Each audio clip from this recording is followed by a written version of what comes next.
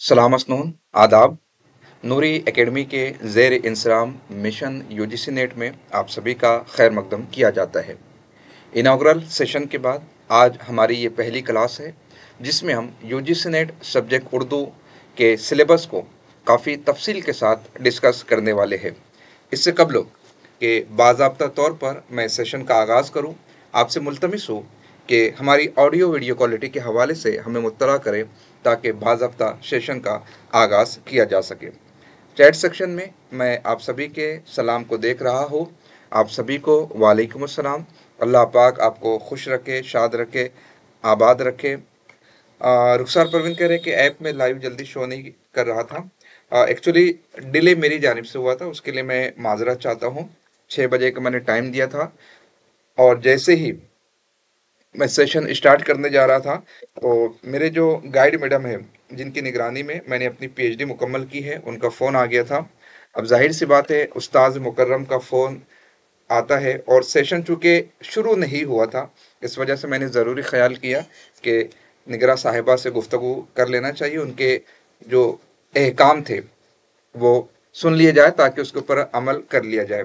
अगर सेशन शुरू हो जाता तो फिर मैं फ़ोन रिसीव नहीं करता, लेकिन चूँकि एक तो उस्ताद का फ़ोन था और दूसरे सेशन शुरू नहीं हुआ था, इस वजह से मैं कुछ ताख़ीर के साथ आपसे कनेक्ट हो पाया। यही सबब है कि वहाँ पर शो नहीं कर रहा था। माफ़ी चाहता हूँ कि 6 बजे का टाइम हमने दिया था और कुछ मिनट की ताख़ीर उसके अंदर हो गई। जो अहबाब खैर खैरियत दरियाफ़्त कर रहे हैं, अल्लाह रब्बुल इज़्ज़त का शुक्र एहसान है, आप लोगों की दुआएं शामिल हाल है कि मौला ने अच्छा रखा, बेहतर रखा।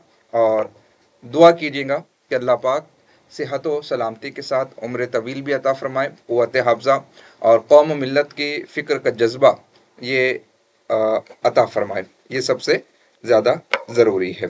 कौम मिल्लत का जज्बा, फ़िक्र होनी चाहिए उम्मत की। ठीक है, आपके मैसेजेस भी मौसूल हो चुके हैं। All clear, all fine, everything is okay, good. तो शुक्रिया बहुत बहुत। आइए अब हम देखेंगे उर्दू सिलेबस के हवाले से। यूजीसी नेट जीआरएफ का उर्दू का सिलेबस है। बहुत सारे स्टूडेंट्स के जहन में ये मुगालता है उर्दू सिलेबस के हवाले से कि पिछले कुछ महीनों पहले न्यूज़पेपर्स में ये खबर शाये हुई थी कि एनटीए जो है सिलेबस को तब्दील करने वाला है, मुसव्विदा तैयार हो गया। इस तरह की खबरें सोशल मीडिया पर अखबारात में शाये हो रही थी। इससे कबल भी मैंने सेशन लिया था और तफसील के साथ आपको इस बात की वजाहत की थी कि अब तक की कोई सिलेबस तब्दीली के हवाले से एनटीए की जानिब से कोई पब्लिक नोटिस ज़ाहिर नहीं किया गया है। लेकिन जो ख़बरें होती है वो ख़बरें भी गलत नहीं होती है, किसी न किसी इंटरनल सोर्स के ज़रिए से वो ख़बरें आती है। लेकिन जो सिनेरियो इस वक्त क्रिएट हुआ है कि जून 2018 का जो पेपर यूजीसी नेट जून 2024 का 18 जून को जो पेपर हुआ था वो कैंसिल करार दिया गया था। लीक होने की वजह से उस पर सीबीआई की जांच बिठाई गई थी। सीबीआई ने ये कहा कि पेपर लीक ही नहीं हुआ है। जो पेपर लीक का फोटोकॉपी थी एक्चुअली वो फेक है, वो कंप्यूटराइज सिस्टम से बनाई गई है। इस सिनेरियो में ये अब देखने को मिलने वाला है कि शायद अब दोबारा एग्ज़ाम जो 21 अगस्त से 4 सितंबर के दरमियान होने वाला था, शायद अब वो इम्तिहान नहीं होगा, बल्कि हफ्ते 2 हफ्ते में 18 जून को मुनक्किद हुए पेपर के नताइज डिक्लेयर कर दिए जाएंगे। तो इस सिनेरियो में जहाँ पर एनटीए काफ़ी मसाइब में मुब्तला है, जैसे CSIR नेट ये एग्ज़ाम पोस्टपोन कर दिया गया है। इसी तरीके से जो पीजी का नीट था वो पोस्टपोन कर दिया गया था और सडनली डिक्लेयर किया गया था।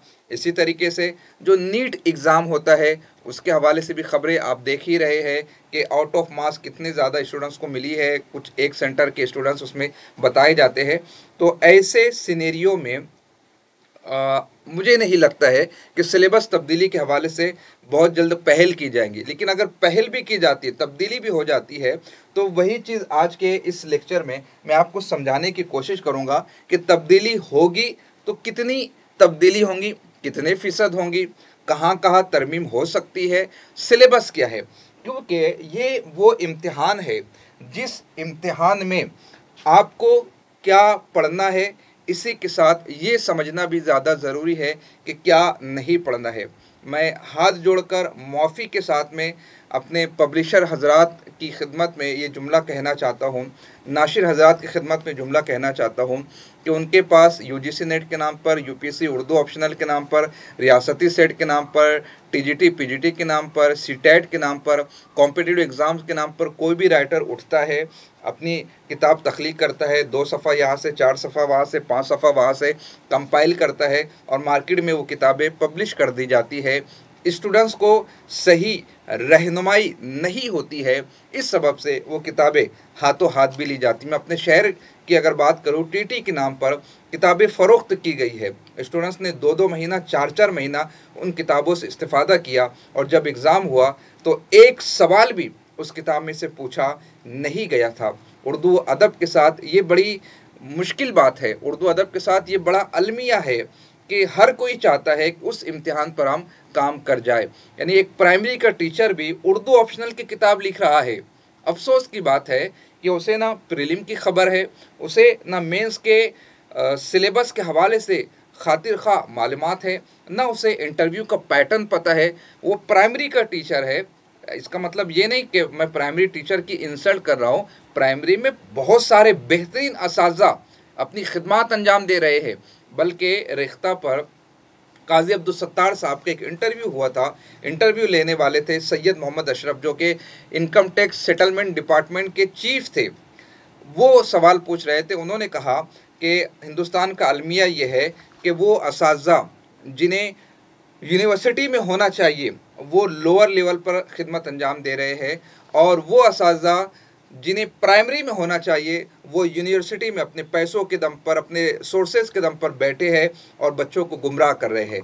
तो मैं ये नहीं कहना चाहता कि लोअर लेवल पर जो असातिज़ा है वो बहुत ज़्यादा कमज़ोर है, नहीं, उनमें बहुत काबिल है, उनमें बहुत माहिर है। जो निसाबी कमेटी होती है, आप बाल भारती को देख लीजिए, युवक भारती को देख लीजिए, प्राइमरी असातिज़ा, हाई स्कूल के असातिज़ा वहाँ पर निसाबी कमेटी में शामिल है।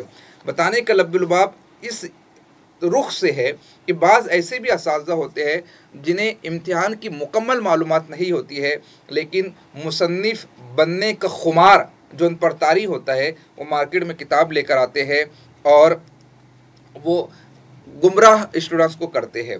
तो ये वो इम्तिहान है। ये क्या, कोई भी इम्तिहान हो उसमें ये ज़्यादा ज़रूरी हो जाता है कि क्या पढ़ना है, क्या नहीं पढ़ना है। वो किताबें जो पहले जिनका तोती बोला करता था इस इम्तिहान के हवाले से, लेकिन आज वो किताबें मजरू होकर रह गई है। अब उन किताबों से खातिर ख्वाह फ़ायदा स्टूडेंट्स को नहीं मिल सकता है। सबब सिर्फ ये है कि पहले जो इम्तिहान होता था वो डिस्क्रिप्टिव होता था, पहले पेपर थर्ड में लिखना होता था।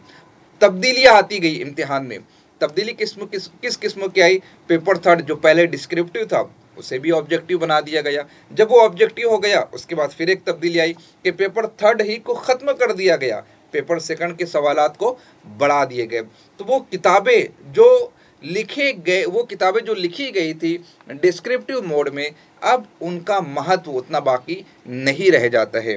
तो यहीं पर इन चीज़ों को जो है मैं आपको बताने की कोशिश कर रहा हूँ। देखिए, ये जो स्टूडेंट्स यहाँ पर मैसेजेस कर रहे हैं कि नेटवर्क इशू है, तो ये हमारी जानिब से नहीं है, क्योंकि इस वक्त मैं 3 स्क्रीन पर अपने सिस्टम पर, और मेरे पास जो टैब है इस टैब में भी, और मेरी एक टेक्निकल टीम जो है वो मेरे सामने बैठकर हेडफोन लगाकर मेरे लेक्चर को भी सुन रही है और इन चीज़ों को भी देख रही है, वॉच कर रही है, आपके मैसेजेस को भी देख रही है।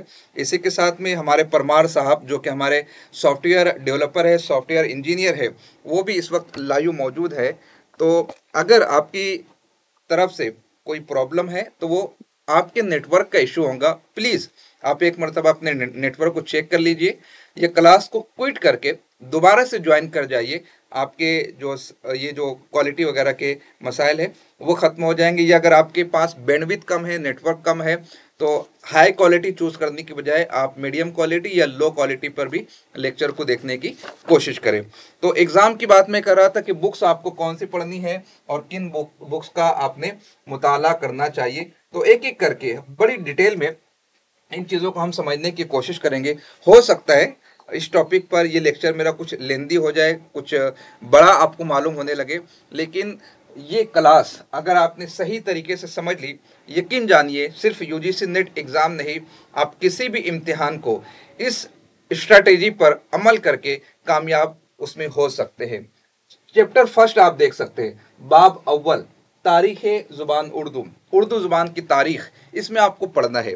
अब सिलेबस तब्दीली की बात को भी आप जहन में रखिए, मौजूदा निसाब को भी आप अपने जहन में रखिए, और मेरे इस वादे को भी आप अपने जहन में रखिए कि अगर आपका कोर्स 50% हो जाता है, 70% हो जाता है, और उसके बाद भी एनटीए अगर आपके निसाब को तब्दील करता है, मैं आपको ज़मानत देता हूं कि नए निसाब के मुताबिक मैं आपका कोर्स मुकम्मल करवाऊंगा, क्योंकि आपने हम पर एतमाद किया है, आपने हम पर भरोसा करके एडमिशन लिया है। तो आपके निसाब की ज़मानत ये मैं बहैसियत डायरेक्टर आपको आज के इस सेशन में देता हूँ। सिलेबस, मौजूदा सिलेबस जो है, पहले में आपको देखना है हिंद आरआई की मुख्तसर तारीख। अब ये पूरा सिनेरियो मैं मैप्स की मदद से, माइंड मैप्स की मदद से, नक्शे की मदद से आपको समझाने की कोशिश करूँगा कि ज़ुबानों के बहुत सारे ख़ानदान होते हैं, उनमें हिंद यूरोपी है, अफ्रीका की बातू है, मलायाई है, मंडा है। कल हम उसको तफसील के साथ देखने की कोशिश करेंगे। हिंद यूरोपी जब हिंदुस्तान में आता है, हिंद आर्याई बन जाता है। फिर हिंद आर्याई की तारीख आपने पढ़ना है कि आर्या हिंदुस्तान में कब आए। उनके दो ग्रुप थे, एक कोष्टम था, एक कनेटम था। इटली से आए, जर्मन से आए, ओस्था बोला करते थे, फारसी बोला करते थे। फिर संस्कृत का ज़हूर किस तरीके से हुआ, और रफ्ता रफ्ता किस तरीके से संस्कृत ज़ुबान जो है वो म्यारी से नीम म्यारी, नीम म्यारी से गैर म्यारी होती है। फिर प्राकृत है, प्राकृत के बाद अपभ्रंश है, अपभ्रंश में शोरशिनी है, शोरशिनी में खड़ी बोली है। फिर खड़ी बोली से दो बड़ी ज़ुबानें हमको देखने में मिलती है, एक का नाम है उर्दू, दूसरे का नाम है हिंदी। अब अगर मैं तब्दीली की बात करूँ या मौजूदा निसाब की बात करूँ, तो पहले आपको हिंद आर्याई की तारीख देखनी है, प्राकृत पढ़ना है, अपभ्रंश पढ़ना है, खड़ी बोली के औसाफ पढ़ना है। फिर जो मुख्तलिफ नज़रियात है, जैसे नसीरुद्दीन हाशमी का ये कहना है कि उर्दू की पैदाइश दक्कन में हुई, जबकि हाफिज़ महमूद शेरानी का ये कहना है कि उर्दू की विलादत पंजाब में हुई। अलग अलग नज़रियात। मोहम्मद हुसैन ने कहा कि ब्रिज भाषा से उर्दू पैदा हुई है, शेरानी ने कहा कि पंजाब में पैदा हुई है, नसीरुद्दीन हाशमी ने कहा कि दक्कन में हुई है। इसी तरीके से मसूद हुसैन खान, सैयद सुलेमान नदवी, शौकत सब्ज़वारी, है ना, अलग अलग नज़रियात है। किसी ने कहा कि उर्दू का हेवला वादी सिंध में पैदा हुआ है, किसी ने उड़ीसा का नज़रिया पेश किया, किसी ने नवाहे दिल्ली का नज़रिया पेश किया। अब जब आप तारीख़ ज़ुबान उर्दू का मुताला करेंगे तो जाहिर सी बात है कि इस निसाब में आपको कोई तब्दीली देखने को नहीं मिलेगी। अगर निसाब तब्दील भी होता है, अगर चैप्टर 1 में कुछ तब्दीली भी की जाती है, तो ये चीज़ें तब्दील नहीं हो सकती है। क्यों नहीं हो सकती है? उर्दू की जन्मभूमि हिंदुस्तान है। अगर आपको ये पढ़ना है तो आपको आर्याओं की तारीख पढ़ना होगी। आपको द्राविड़ी नस्ल के बाशिंदे जो कि मोहनजोदड़ो और हड़प्पा तहजीब के बानी थे, जब वो नीचे नीचे की जानिब जाते, दक्कन की जानिब जाते हैं, तो एक हिंदुस्तान में एक पहाड़ी सिलसिला है, दरमियान में मध्य देश में, उस पहाड़ी सिलसिले के नीचे वो जाते हैं। अभी हम नक्शे की मदद से आगे इन तमाम तर चीज़ों को जो है वो पढ़ने की कोशिश करेंगे। मैं सिर्फ आपको ये बताने की कोशिश कर रहा हूँ कि फिर वो आर्या हो, फिर वो संस्कृत ज़ुबान हो, फिर वो पाली हो, प्राकृत हो, अपभ्रंश हो, शोरशिनी हो, मगधी हो, अरद मागधी हो, कन्नौजी हो, बुंदेली हो, महाराष्ट्री हो, प्राचीड़ हो, केकई हो, वो सारी ज़ुबानें जितनी भी है वो तो आपको पढ़ना ही पढ़ना है। अगर नया निसाब भी आता है तो तारीख जो थी वो बदलने वाली नहीं है, जो बुनियादी बातें हैं वो बदलने वाली नहीं है। उर्दू का इब्तिदाई ज़माना जो था तो था। उर्दू की इस्लाह के लिए तहरीक इस्लाह ज़ुबान के नाम से जो कोशिश शुरू की गई थी, और इमाम बख्श नासिक ने जो कुछ भी इस्लाहात की थी,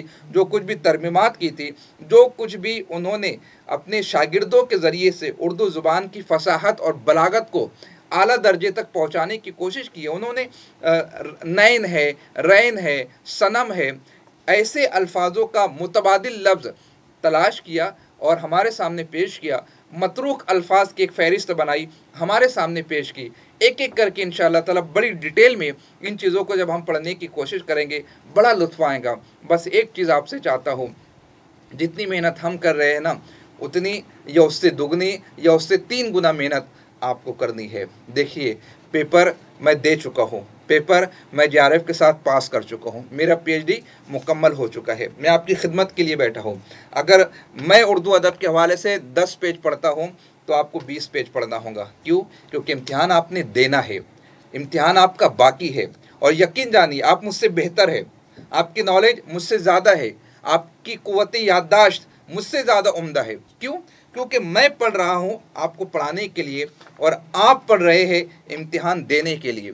तो क़ुव्वत याददाश्त आपकी ज़्यादा होंगी, आप अपने आप को बेहतर तरीके से सलीके से याद रखने की कोशिश करेंगे, क्योंकि आपको इम्तिहान देना। बड़ा फ़र्क है। शायद अगर आप मुझे दिसंबर के इम्तिहान में बैठा दो, मैं आपको पढ़ा रहा हूँ, आप मेरे साथ रेगुलर पढ़ रहे हैं, लेकिन शायद ये मुमकिन है कि मैं फ़ेल हो जाऊँगा, आप पास हो जाएंगे। क्योंकि फ़र्क है, सोच का फ़र्क है, हमारे मकसद का फ़र्क है। मेरा मकसद है आपको जेआरएफ तक पहुँचाना और आपका मकसद है जेआरएफ हासिल करना। तो मैं पहुंचा तो रहा हूं, लेकिन पहुंच आप रहे हैं, तो हो सकता है कि मुझसे ज़्यादा नंबरात आपको मैसर आ जाए। तो ये फ़र्क जो होता है ना, इस फ़र्क को समझिए। मेहनत में कमी बिल्कुल भी मत आने दीजिए। कोई शादी नहीं, कोई होली नहीं, कोई दिवाली नहीं, कोई धूमधाम नहीं, कोई त्यौहार नहीं, कोई छुट्टी नहीं। पढ़ाई पढ़ाई पढ़ाई। 6 महीने पढ़ाई में अपने आप को तज दीजिए। 6 महीनों तक एक बेड़ा उठा लीजिए कि मुझे 6 महीनों के बाद मेरे हाथ में यूजीसी नेट का जेआरएफ अवार्ड लेटर चाहिए। दूर हट जाइए सोशल मीडिया से, किनारा कशी इख्तियार कर लीजिए उन दोस्तों से जिनके साथ रहने से आपका वक्त ज़ाय होता है। दुनिया को, समाज को, मुआशरे को ये महसूस हो जाने दीजिए कि अताउर रहमान नूरी नाम का कोई शख्स था। ये तसव्वुर कर लेने दीजिए कि वो मर गया है। दूर हो जाइए उनकी नज़रों से। लेकिन जिस दिन आप उनके सामने आएंगे तो आप नाकाम नहीं बल्कि कामयाब पर्सन के तौर पर उनके सामने आएंगे। और उनके जितने गिले शिकवे थे, यकीन जानिए कामयाबी तमाम गिले शिकवों को भुला देती है। आप उनसे बगलगीर हो जाइए और अपने वालदैन ने जो आपके हवाले से जो ख्वाब सजाए हैं उनकी तकमील की कोशिश करने की आप तगदो कीजिए। तो ये बुनियादी चीज़, ये जो कुछ हम पढ़ने वाले हैं, आप मुझे बताइए, मैं आपसे सवाल पूछता हूँ, क्या सिलेबस तब्दील होता भी है तो इसमें से कोई चीज़ तब्दील होंगी? नहीं होंगी। अगर तब्दील होता भी है तो ये आपको पढ़ना ही है, क्योंकि सच्चाई है, ये हकीकत है। और उर्दू का हेवला जब भी हम देखते हैं तो दक्कन में उसका एक अहम नाम आता है। चाहे वो गज़ल की आबरू हो, गज़ल का कोहिनूर हीरा हमें मुल्ला वजी की शक्ल में देखने को मिलता है। गज़ल का पहला साहब दीवान शायर हमें कुली कुतुब शाह की शक्ल में देखने को मिलता है। गज़ल पर या उर्दू असनाफ़ सुखन पर ज़ोर आजमाई करने वाला एक आला पाए का शायर वली दक्कनी हमें दक्कन में देखने को मिलता है। वली दक्कनी की रिवायत को बाकी रखने वाला सिराज औरंगाबादी हमें दक्कन में देखने को मिलता है।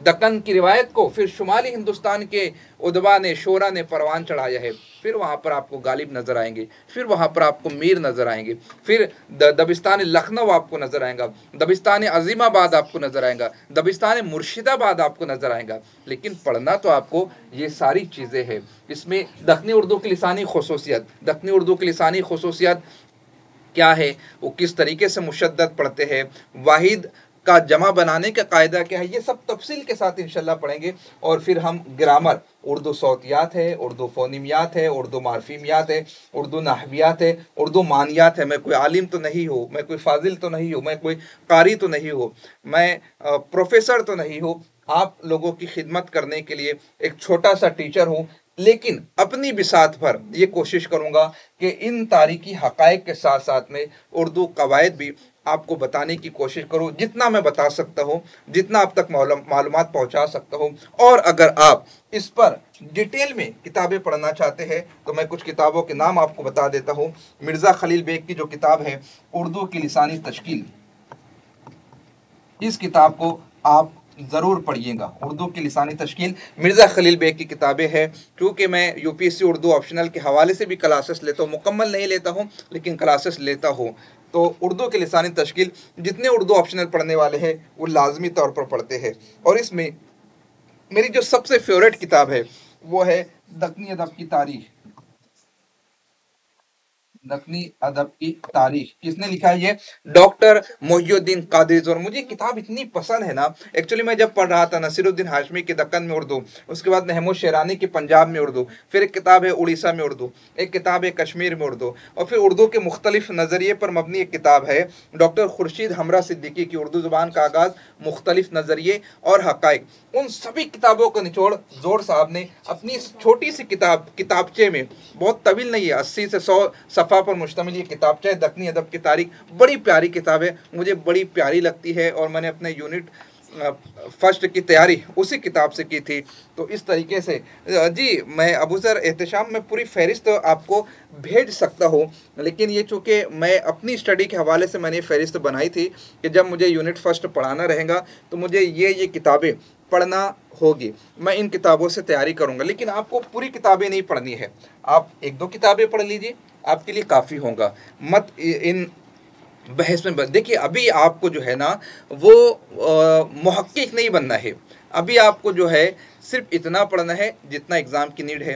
बाद में आप खुद रिसर्च कीजिए, आप इतनी रिसर्च कर लीजिए कि इसमें एक नाम आपका भी ऐड हो जाए कि आपने ये उर्दू अदब के हवाले से ये नज़रिया पेश किया कि इन लोगों के साथ साथ उर्दू की पैदाइश का मंबा, माखज़ या इलाका ये भी हो सकता है। बाद में आप इतनी स्टडी कर जाइएगा। तो फहरिस्त अगर आप चाहेंगे तो मैं भेज दूंगा, मुझे कोई कबाहत नहीं है, लेकिन फिर बाद में अब सर जोड़कर मत बैठ जाइएगा। जैसे मैं यूट्यूब पर बाज़ लेक्चर डालता हूँ और उसके बाद फहरिस्त डालता हूँ, तो ऐसे ऐसे कमेंट्स मुझे आने लग जाते हैं कि सर इतनी तवील फहरिस्त, आप ये बता रहे हो, आप वो बता रहे हो, मैंने तो एक गाइड पढ़ के एग्ज़ाम दे दिया था। देखिए, आप मुझसे कभी भी नहीं सुनेंगे कि मार्केट से एक गाइड उठाओ, पढ़ लो और एग्ज़ाम पास हो जाओ। इवन मेरी जो खुद की लिखी हुई किताब है 1144 सफ़ात पर मुश्तमिल अताए उर्दू, आपको याद होगा पहले दिन मैंने आपको बताया था, मुझसे एक तालिब इल्म ने पूछा भी था कि सर आपकी किताब काफ़ी होंगी। मैंने कहा कि जिनका बेस मजबूत है और उस बेस पर वो इमारत तामीर करना चाहते हैं, उनके लिए किताब काफ़ी होंगी।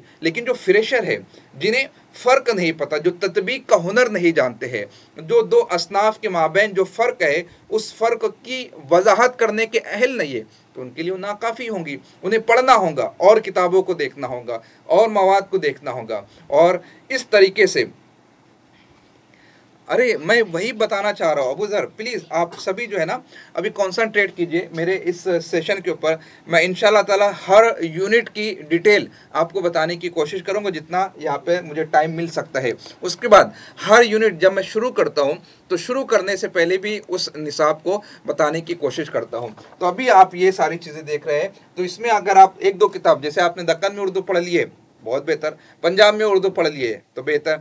क्यों? क्योंकि इन्होंने फिर वो पंजाबी जो कवायद है, अरबी जो कवायद है कि जब भी गोल ता के ऊपर वक्फा किया जाता है तो वो हाँ में तब्दील हो जाती है, ये पंजाबी कवायद है, ये उर्दू में भी देखने को मिलते हैं, अरबी में भी देखने को मिलते हैं। यानी महमूद शेरानी कोई ऐसे शायर नहीं है कि बस वो खड़े हुए और उन्होंने कह दिया कि मुझे ऐसा लगता है कि उर्दू पंजाब में पैदा हुई है तो उसको पंजाब को मंबा मानना चाहिए, ऐसा नहीं है।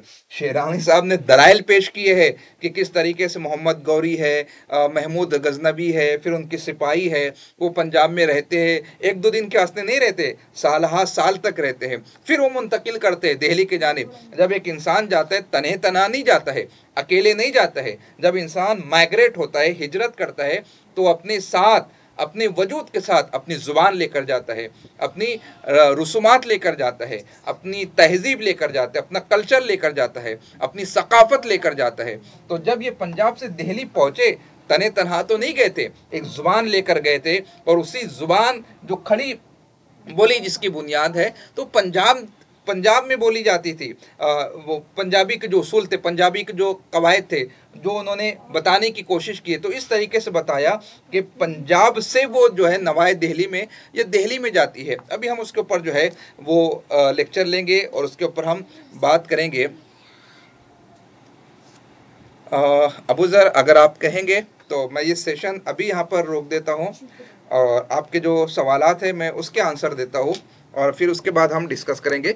आप मुझे 1 मिनट का टाइम दीजिए, क्या करना चाहिए, फिर उसके बाद हम डिस्कस करते हैं, क्योंकि दोनों चीज़ें अलग अलग है।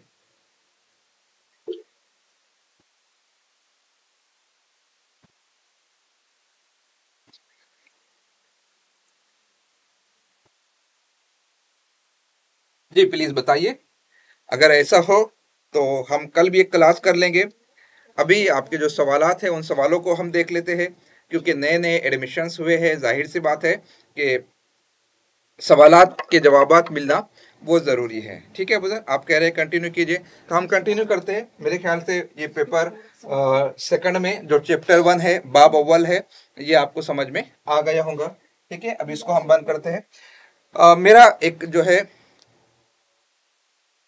ये कहना है कि मेरे लेक्चर में आप कोशिश कीजिएगा कि जो रिदम होता है उसको आप बरकरार रखने दीजिए। हर सेशन के आखिर में, हर लेक्चर के आखिर में मैं आपको कुछ वक्त दूंगा। आपके जहन में जो भी सवाल है आप अपने पेपर पर लिख लिया करें, या हफ्ते में एक दिन हम क्लास की बजाय डाउट सेशन रखेंगे और उसके अंदर हम सवाल जवाब करेंगे इंशाअल्लाह ताला।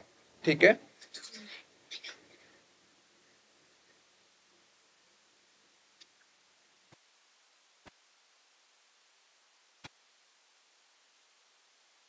अब हम देखते हैं दूसरा बाब, उर्दू की शेरी असनाफ।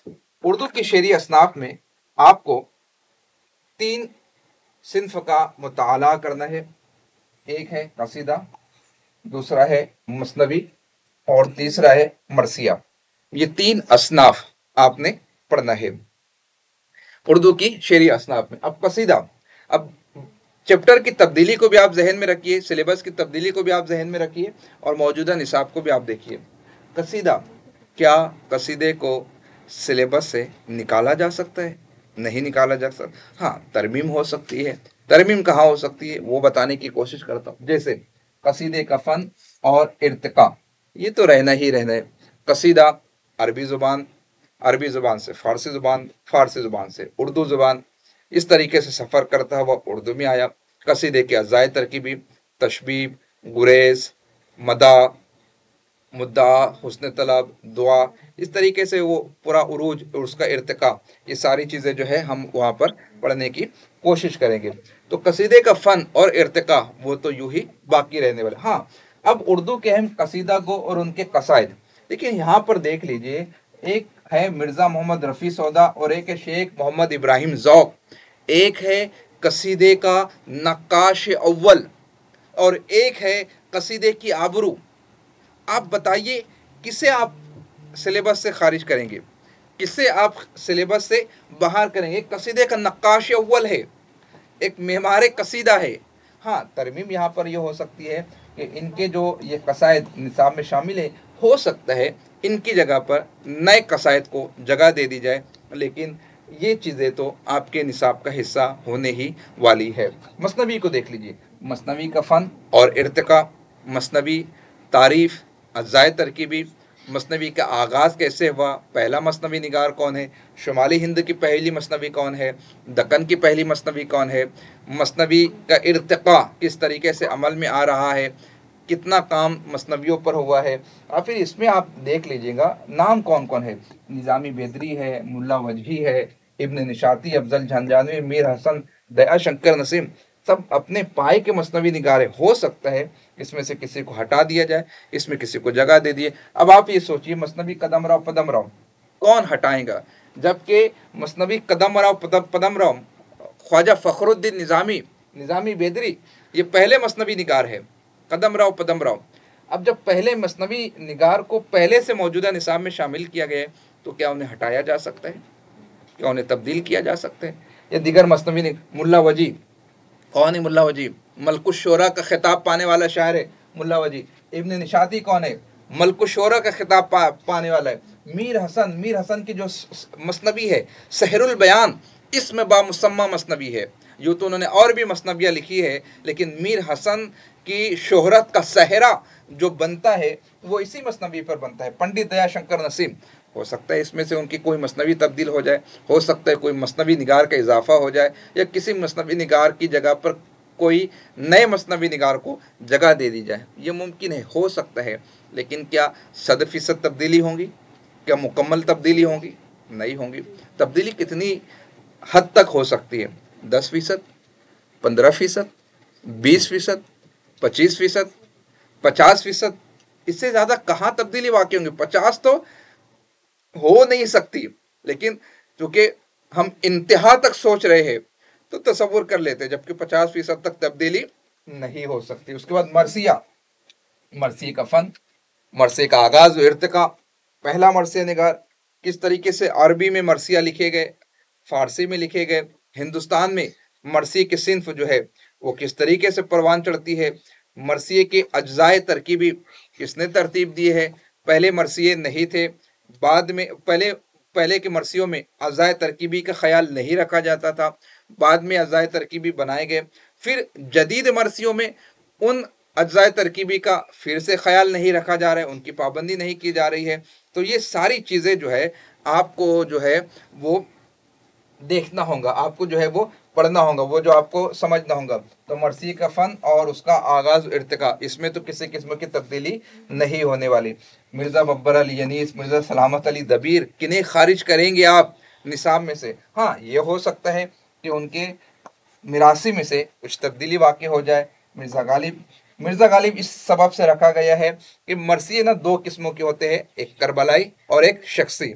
तो करबलाई मरसियों में आपको जो है मीर अनीस नजर आ जाएंगे और मिर्जा दबीर नजर आ जाएंगे, लेकिन शख्सी मरसी में मिर्जा गालिब आपको नजर आ जाएंगे, जमील मजहरी जो कि एक बड़े मरसिया निकार है। तो बताने का लब्बे लुबाब, ये जो कंसेप्ट मैं समझाने की कोशिश कर रहा हूँ उस कंसेप्ट को आप बताइए कि आपके समझ में आ रहा है।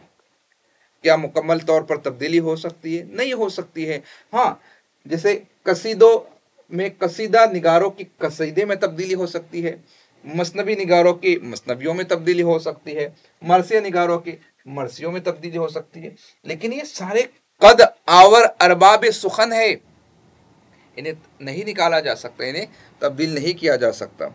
बातें समझ में आ रही है? प्लीज आप मैसेज कीजिए।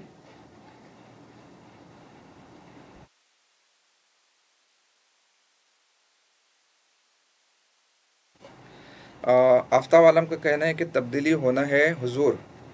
देखिए, तब्दीली होना ना होना से इनकार नहीं है, तब्दीली होंगी और एनटीए के हवाले से जो मैसेजेस आ रहे हैं वो भी होंगी। मैं सिर्फ आपको इस बात की वजाहत कर रहा हूँ कि 100% तब्दीली नहीं होने वाली।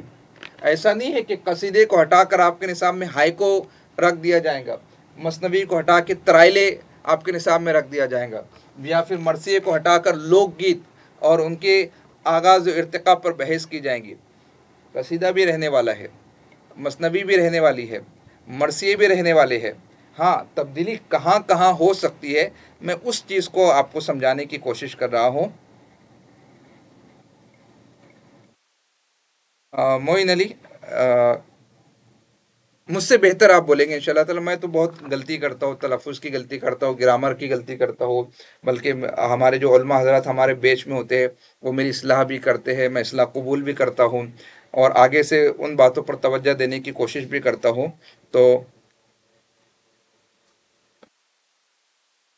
आप इंशाल्लाह मुझसे बेहतर बोलेंगे, आपसे आप मुझसे अच्छी उर्दू इंशाल्लाह तबारक ताला आपकी होंगी। तो ये समझ में आ गया उर्दू की शेरी असनाफ। आगे बढ़ते हैं हम उर्दू गज़ल। अब देख लीजिए, मौजूदा निसाब को भी हम सामने रखते हैं और फिर जो है निसाब में क्या तब्दीली हो सकती है उसको भी हम सामने रखते हैं। जैसे गज़ल का फ़न और इर्तिका। गज़ल, कसीदा, तशबीब। तशबीब में क्या है? रंग शबाब, बहार हुस्न, ये सारी चीज़ें तशबीब में पाई जाती है। तो तशबीब में जो है, तशबीब के बतन से गज़ल पैदा हुई है। तो गज़ल का फ़न, गज़ल का आगाज़, गज़ल का इर्तिका वो तो बाकी रहने वाला है।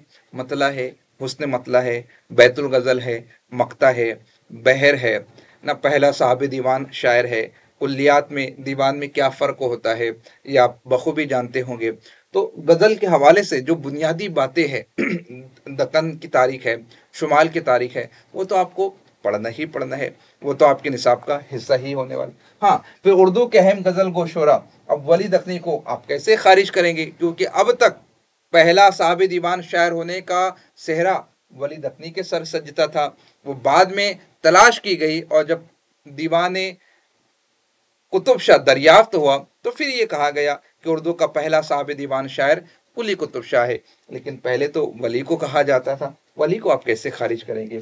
मीर को आप कैसे खारिज करेंगे? गालिब को आप कैसे खारिज करेंगे? मोमिन, मोमिन पर क्या कोई उंगली रख सकता है? बाद लोगों ने तो यहाँ तक कहा कि गालिब से बड़ा शायर है मोमिन।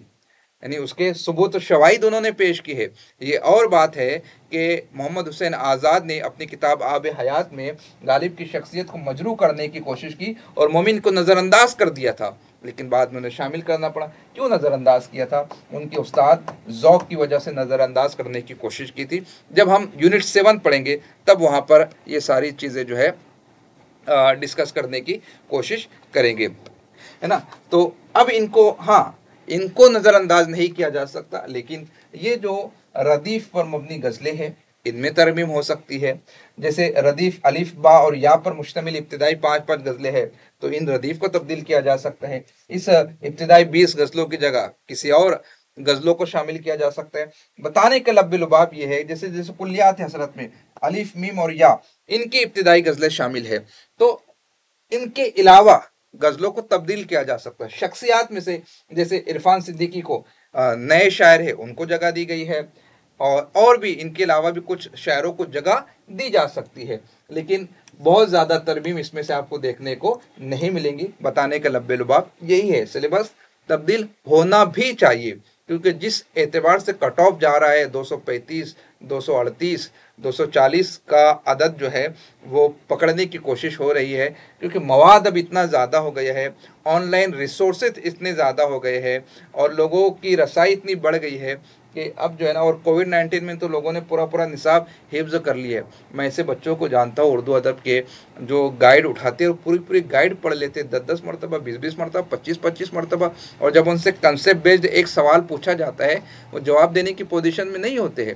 वो सिर्फ JRF हासिल करना चाहते हैं, बस उन्हें पैसा चाहिए, वो रिसर्च में किसी तरह से एडमिशन लेना चाहते हैं। ऐसे कैंडिडेट अगर कैंडिडेट PhD करके कहीं पर मुलाजमत भी कर लेते तो आप सोचिए वो बच्चों को क्या तालीम देंगे, वो उनकी क्या तरबियत करेंगे, या उर्दू के फ़रोग के हवाले से उनकी काविशें क्या होंगी, जो सिर्फ JRF का हुसूल जिनका मकसद है, या कंसेप्ट बेस्ड वो तैयारी नहीं करना चाहते हैं, या फ़रोग उर्दू के लिए वैसा जज्बा वैसा नज़रिया उनके पास मौजूद नहीं है। आप सब मेरे जो है वो जितने भी आप इस बैच के कैंडिडेट्स हैं, मैं आप सभी से मुल्तमिस हूँ, आप ऐसी पढ़ाई कीजिएगा कि जिससे आपकी ज़ात को भी फ़ायदा हो और हमारे मुआशरे को भी फ़ायदा हो। नौ निहालान कौम आपसे बेहतर से बेहतरीन उर्दू ज़ुबान सीखने की कोशिश करें। जिस तरह आप कामयाब बन रहे हैं उसी तरह उनकी ज़िंदगी भी कामरान होनी चाहिए, कामयाब होनी चाहिए, इसकी कोशिश आपने करना है। तो इस तरीके से उर्दू गज़ल के हवाले से ये निसाब जो है हम यहाँ पर देखने की कोशिश कर रहे हैं। उसके बाद आप बढ़ते हैं बाब नंबर 4, उर्दू नज़्म। अब यहाँ पर आप देख लीजिए नज़्म की सिनफ़ी शनाख्त। नज़्म यानी नज़्म आज़ाद नज़्म है, पाबंद नज़्म है, मुअर्रा नज़्म है, मुकफ़ा नज़्म है, वो सारी चीज़ें इंशाअल्लाह ताला हम यहाँ पर देखने की कोशिश करेंगे। फिर नज़्म निगारी का आगाज़ और इर्तिका कैसे होता है ये आपको पढ़ना ही पढ़ना है। फिर उर्दू के अहम नज़्म निगार, इनमें नाम है नज़ीर अकबर आबादी, मोहम्मद हुसैन आज़ाद, अब अल्ताफ़ हुसैन अली, ये सब नाम आप देख लीजिए। हाँ, इनमें तब्दीली कहाँ कहाँ पर हो सकती है, कुछ नामों को हज़फ किया जा सकता है, नए नामों को उसमें ऐड किया जा सकता है। या मोहम्मद हुसैन आज़ाद की जो नज़्म है शब कद्र सुबह उम्मीद, इसको निकाल दिया जाएगा, कोई नई नज़्म लगा दी जाएंगी। जैसे नज़ीर अकबर आबादी की नज़्म है मुफलिसी आदमी बंजारा नामा, तो इनकी जगह पर उनकी जो और भी नज़में हैं वो यहाँ पर आपको शामिल की जा। जैसे आदमी नामा में नज़ीर अकबर आबादी ने क्या किया, मुख्तलिफ आदमियों के हवाले से शनाख्त। यहाँ पे आदमी से मुराद आदमी औरत नहीं है, यहाँ पर आदमी से मुराद आदम की हर औलाद आदमी है। अब जितनी किस्में हैं वो ख्वानचा बेचने वाला है, सब्ज़ी फ़रोश है, दर्जी है, मुख्तलिफ जो शोबा जात है उनको यहाँ पर उन्होंने बताने की कोशिश की है। मुफलिसी की भयानक शक्ल उन्होंने यहाँ पर दर्दनाक शक्ल हमारे सामने पेश की है। तो इस तरीके से ये सारी नज़मों का बाब है। जो गज़ल के बाब में मैंने कहा वही सारी चीज़ें यहाँ पर। जैसे अब अल्लामा इकबाल है, अब अल्लामा इकबाल यहाँ पर लाला सहराई है, शुआए उम्मीद है, हो सकता है शिकवा जवाब शिकवा वहाँ पर शामिल कर दी जाए।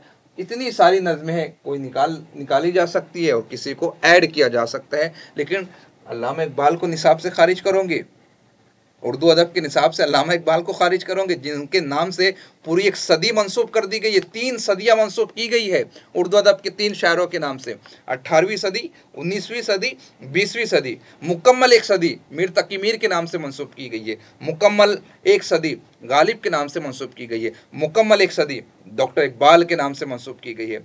तो जिस शायर के नाम से पूरी एक सदी मंसूब की गई है, क्या उसे निसाब से हज़फ किया जा सकता है, रिमूव किया जा सकता है? नहीं। हाँ, ये हो सकता है कि उनके शामिल निसाब नज़मों में तब्दीली की जा सकती है। हाँ, ये हो सकता है कि फैज़ अहमद फैज़ पर तलवार गिर सकती है, फैज़ अहमद फैज़ की जगह किसी शायर को खड़ा किया जा सकता है, या उनकी नज़मों को बदला जा सकता है। इस तरीके से ये चीज़ें हो सकती है, क्योंकि फैज़ के हवाले से जो है अलग किस्मों का नज़रिया बनकर आता है कि फैज़ पाकिस्तानी शायर है, जबकि फैज़ एक मजलूम शायर है।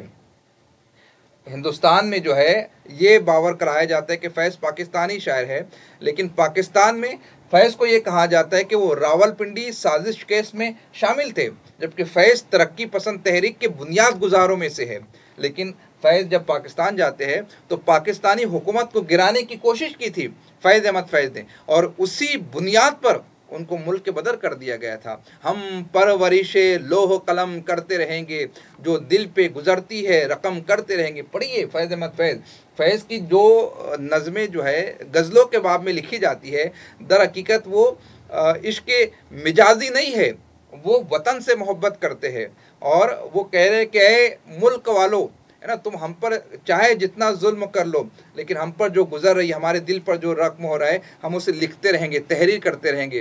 कभी वो वतन से आने वाली हवाओं का तज़किरा करते हैं, कभी वो अपने वतन के पुरफ़ज़ा मकाम का तज़किरा करते हैं, वो अपने वतन के हवाले से हर जगह लिखते हुए नजर आते। पढ़िए फैज़ को, पढ़िए, काफ़ी उम्दा मालूमात इंशाअल्लाह ताला आपके इल्म में आएंगी, और यकीनन होंगी आपके इल्म में। आगे बढ़ते हैं।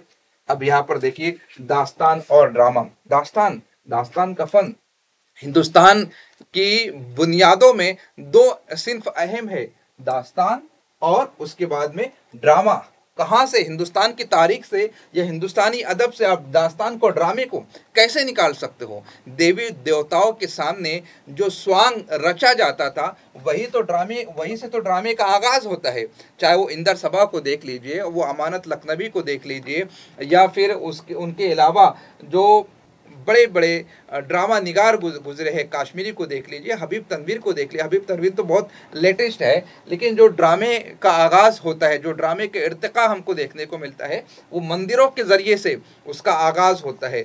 तो वो सिंफ जो हमारे हिंदुस्तानी कल्चर का हिस्सा है, उस सिंफ को आप निसाब से कैसे बाहर कर सकते हो? उस सिंफ को आप कैसे खारिज कर सकते हो? जब हम ड्रामा पढ़ेंगे तो इन तारीखी हक़ाइक़ को वहाँ पर देखने की कोशिश करेंगे कि नावल तो खैर हमने अंग्रेज़ी अदब से लिया है। नावल जो है वो इटालियन वर्ड नावेला, उससे मुश्तक़ है। पामेला सबसे पहला नावल था। अंग्रेज़ी अदब जो है वो उर्दू नावल से 100 साल आगे है, बाद में नावल आया। तो नावल तो एक बैरूनी सिंफ अदब है, लेकिन ड्रामा, दास्तान, ये तो हिंदुस्तानी सिंफ सुखन है। कहानी इंसान की फितरत में शामिल है, इंसान की सरिश्त में शामिल है। एक एक करके जब हम इन चीज़ों को पढ़ेंगे, वहाँ से तफसील के साथ पढ़ेंगे। हाँ, ये हो सकता है कि इनमें से किसी को आप तब्दील कर, जैसे मीर अमन की बाग बहार रखी गई है। मीर अमन का ताल्लुक फोर्ट विलियम कॉलेज से था, कलकत्ता कॉलेज से था। तो मीर अमन के अलावा भी और बहुत सारे दास्तान गो थे, उनकी दास्तानों को शामिल किया जा सकता है। लेकिन बाग बहार की उस खुसूसियत का क्या करोगे कि सादा सलीस आम फहम नसर लिखने का आगाज़ मीर अमन ने किया था, और मीर अमन की तरदीद में रजब अली बेग सुरूर ने मुकम्मल किताब फसाने अजायब तहरीर की थी। तो ये जो तारीखी हकीकत है, ये जो उसका इजहार हो रहा है, उसको तो आपको लिखना होगा। रानी केतकी की कहानी, इंशाल्लाह खा इंशा, जिसने गैर मुल्की ज़ुबानों को बरतने से परहेज़ किया है, उसका एहतमाम किया है, उनको आप शामिल किस तरीके से नहीं करेंगे? मीर तकी मीर की बोस्तान ख़याल, मुल्ला वजी की सबरस एक तमसीली दास्तान है। इसमें जो दास्तानें शामिल है उसमें सबरस जो है तमसीली दास्तान है। अलामती पैराया मुल्ला वजी ने इख्तियार किया है। अगर स्टूडेंट्स को तमसील समझाना हो, सबरस को देख पढ़ाना होगा, नज़र को पढ़ाना होगा, रकीब को पढ़ाना होगा। जासूसी नुक्ते नज़र से आशिक और माशूक की कल्बी वारदात की तर्जमानी के लिए सबरस को पढ़ाना होगा। तरमीम हो सकती है, मैं ये नहीं कह रहा कि किसी को भी हज़फ नहीं किया जा सकता, तरमीम बिला शक व शुबा हो सकती है, लेकिन इन दो पॉइंट्स में क्या तब्दीली वाक़ई होंगी? कुछ भी नहीं होंगी, ये तो पढ़ना ही होगा आपको। तो इस तरीके से इन निकात को जहन में रखते हुए अगर आप तैयारी करेंगे इंशाअल्लाह तबारक ताला, तो सिर्फ यूजीसी नेट एग्ज़ाम नहीं, ता हयात आप उर्दू अदब के हवाले से हसास रहेंगे इंशाअल्लाह। उर्दू ड्रामा, तारीख हमको पढ़ना होगा, आगाज़ और इर्तिका हमको पढ़ना होगा, फिर अमानत लखनवी है, इंदर सबा है, और फिर वो कृष्ण जी है, राम लीला है, रास लीला है, वो सारी चीज़ें आगे जब हम हमारा सिलेबस बढ़ेगा फिर हम देखेंगे। आगा हशर काश्मीरी, जिन्हें उर्दू ड्रामे का शेक्सपियर कहा जाता है, क्या उन्हें निसाब से निकाला जा सकता है? हाँ, ये हो सकता है कि यहूदी की लड़की को तब्दील कर दिया जाए। इम्तियाज़ अली का शाहकार ड्रामा अनारकली, यानी इम्तियाज़ अली ताज ने एहसान किया ये ड्रामा लिखकर, अनारकली लिखकर। हबीब तनवीर, आगरा बाजार, मोहम्मद हसन का ड्रामा ज़हाक, जो कि हिंदुस्तान के इमरजेंसी के पस मंज़र में लिखा गया ड्रामा है ना, जिसे खूनी खोपड़ी में पिए जाने वाले खून से जिसे अलामत के तौर पर जिसे कहा जाता है। तो तब्दीली वाक़ई होंगी ज़रूर, लेकिन मुकम्मल तौर पर तब्दीली वाक़ई नहीं होंगी। आगे बढ़ते हैं।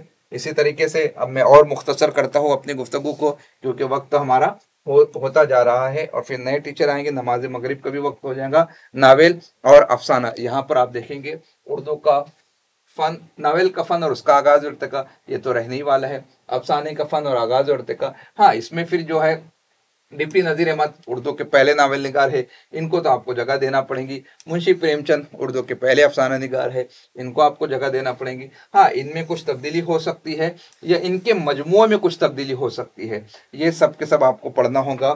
और इस पर मेरा एक लेक्चर और आ चुका था जून बैच के हवाले से, मैंने कुछ किताबों की निशानदही वहाँ पर की थी, उन किताबों से आप इस्तेफादा कर सकते हैं। इस तरीके से आप जो है यहाँ पर बाब शशुम भी मुकम्मल करते हैं। तनकीद व तहकीक, ये मेरा सबसे फेवरेट टॉपिक है, और जो प्रीवियस बैच का हिस्सा है वो जानते हैं कि मैं पूरी ताकत झोंक देता हूँ तनकीद व तहकीक पढ़ाने में। इंशाअल्लाह ताला इसको जब हम पढ़ेंगे तो बड़ा लुत्फ आएगा। तनकीद की शुरुआत कहाँ से हो रही है, तहकीक असल में क्या है, मालूम हकायक के ज़रिए से नामालूम बातों का इदराक करना, क्या प्रोसेस है, क्या मरहला है, एक एक करके डीप में काफ़ी बेहतर तरीके से हम इन चीज़ों को समझने की कोशिश करेंगे। हम तज़किरा भी समझेंगे, अरबी शेरियात भी समझेंगे, फ़ारसी शेरियात भी समझेंगे, उर्दू शेरियात का भी हम मुताला करेंगे।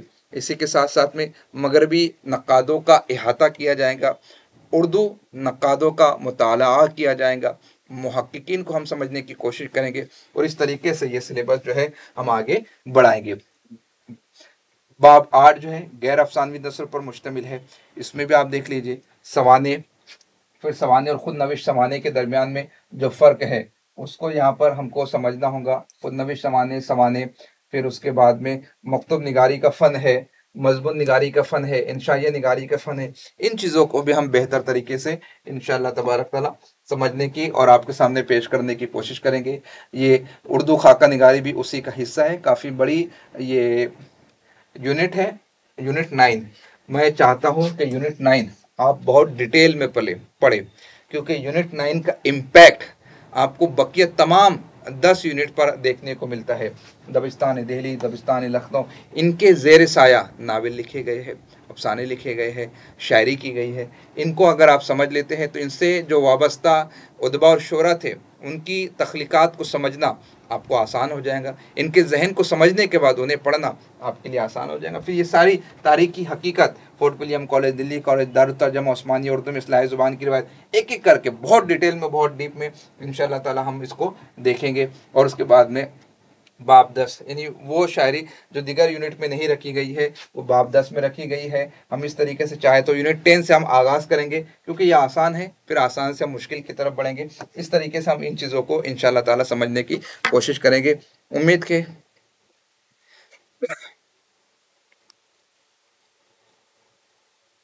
हाँ, शेख सारा, तनकीद और तहकीक बड़ा खुश्क असर, लुत्फ़ तो बिल्कुल नहीं आएगा। नूरी एकेडमी पर अल्लाह तबारक ताला का ये फ़ज़ल है कि वो टॉपिक जो खुश्क है इंशाअल्लाह ताला हम उसको इस तरीके से पढ़ाने की कोशिश करेंगे कि उसमें जाज़बियत होनी चाहिए। देखिए, टॉपिक कोई खुश्क नहीं होता है, उसको आप किस तरीके से डील करते हो, यही यही गुर तो आपको सीखना है, यही तरीका तो आपको सीखना है। खुश्क से खुश्क शय को आप बेहतर से बेहतरीन कैसे पेश कर सकते हैं, ये तरीका आपको सीखते हुए आना चाहिए। अफसाने के मुतालिक किन किताबों का, देखिए अफसाने के मुतालिक एक सिंपल सी चीज़ मैं कहना चाहूँगा, जितने अफसानवी मजमूए आपके निसाब में शामिल है सबको पढ़ लीजिए। बाकी अफसाने का आगाज़ और इर्तिका और उरूज इर्तिका सब मैं पढ़ा दूँगा। नावल के हवाले से जितने नावल है सब आप पढ़ लीजिए। बाकी नावल के हवाले से बुनियादी बातें सब हम पढ़ा देंगे, क्योंकि असल मतन एक मरतबा आपकी नज़र से गुजरना चाहिए। और देखिए मैं अभी से इनॉग्रल सेशन के सेकंड डे से कह रहा हूँ, नावल पढ़िए, दास्तान पढ़िए, अफसाने पढ़िए। लास्ट मोमेंट पर दिसंबर करीब नवंबर में, अक्टूबर में, जब दिसंबर करीब आता है, फिर आपके सवालात बढ़ते हैं, सर मेरा ये पढ़ना नहीं हुआ, मेरा वो पढ़ना नहीं हुआ, मैं कैसे करूँ, मैं ये करूँ। अभी जो है आप फोकस कीजिए असल मतन पर, असल किताबों को पढ़ने की कोशिश कीजिए, बल्कि उसको समझाना कैसे वो मैं आपको बता दूंगा, उनका खुलासा। जैसे नावल है, नावल आप पढ़िए, नावल का पूरा निचोड़, नावल का खुलासा, नावल के किरदार, नावल के थीम, वो मैं पूरा आपको समझा दूंगा। लेकिन असल मतन लाइन बाय लाइन, हर्फ ब हर्फ, वो तो हम क्लास में नहीं पढ़ा सकते। एक नावल ही हम पढ़ने, गोदान हम पढ़ने के लिए बैठ जाए तो महीना भर निकल जाएगा। तो आप पढ़िए, बाकी उसको समझाने की जिम्मेदारी मेरी।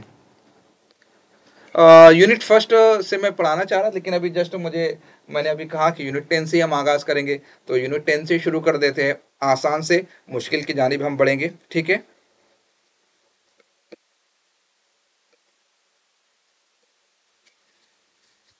जी ठीक है, इंशाल्लाह ताला, ठीक है। जी शुक्रिया।